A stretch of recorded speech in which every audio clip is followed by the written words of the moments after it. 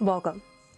So today I would like to talk about something that happened recently with one of my kids, and I just pray that you're encouraged by it. So a couple of weeks ago, me and one of my children, we got into an argument, and it escalated really quick. I mean, we are just like, he's spazzing out, and I'm looking at him like, what? And so at the end of it all, I go downstairs, and I have a small circle of people that I really, really trust. These people are going to remind me of who I am, who I belong to, who it is that I belong to, and His love for me. And they're always going to remind me in the truth. So I go to this person and I begin to share what had taken place. And so they asked me, how do you feel? And the first thing that came out of my mouth was, I'm mad. But immediately in my spirit, I felt, no, you're not. You're not mad and you're not offended. But I don't know. I just said what I thought might have been the right answer at the time. So they said to me, why don't you bring it before the Lord and see what He has to say? Because He knows exactly what to say and what to do in this situation. So I said, okay. I walked away and I'm praying within my heart. So I go back to my son, and I sit down with him and I begin to explain things to him, and I'm explaining my heart and, how it escalated. And I look at him and I say, you know that I love you. I love you. And he looks back at me and he goes, I know that you love me. I know that you love me, but you don't understand the way that I see you. And I laughed within myself, like, okay. So I look back at him and I say, that's okay. Because the image that you have of me is incorrect.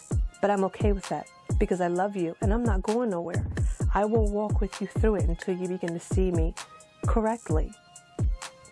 And I find that that's the way that my relationship has even been with the Lord. I think all of our relationships are that way, but I'm going to specifically address mine. I used to see the Lord in a very hard view in the beginning. It's not so much as, oh, I hate God. I mean, that doesn't have to be the issue at all.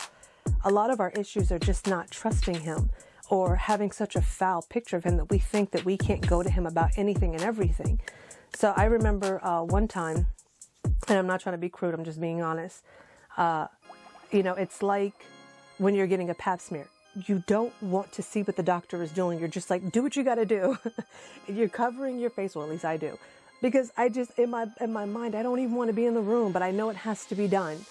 And that's how I felt when I would talk to God. Like, I don't even want to say this to you right now. And I remember one time I closed my eyes and I was like, on the count of three, we're just going to say what it is. 1, 2, 3. And I shouted it out. And after I did it, all I could do was laugh, because the picture that I had of God was totally wrong. The one that loves me so much He gave His Son for me, that knows everything about me and loves me perfectly. He knows my thought. He knows the reason why I think the things that I think. He knows what I'm going to say before I even say it. This is the one that I feel like I can't be honest with 100%. So, I think it's interesting that even in all of that, I remember one time I was reading in scripture, I can't remember exactly where it was, but as I was reading it, I laughed because I thought, Lord, you are not offended by me. He's not offended by you.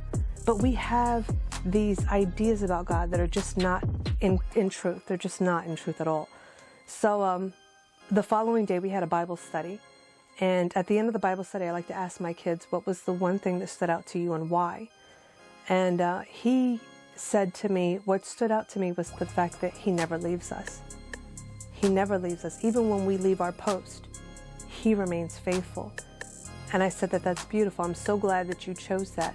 Because regardless of our viewpoints, He's always extending His hand and saying, come, let us reason together. And whatever we see in part, He will make clear. And that's what I wanted to say today. And I just pray that you're encouraged by it. That regardless of where you are, where your thoughts lie, that God is not offended by you, that He loves you, that He's going to stick with you, that He's going to walk you through this until you begin to see Him in truth. But He's not angry, He's not mad, and He's not offended. So I pray that you are blessed in your hearing, and as always, grace and peace.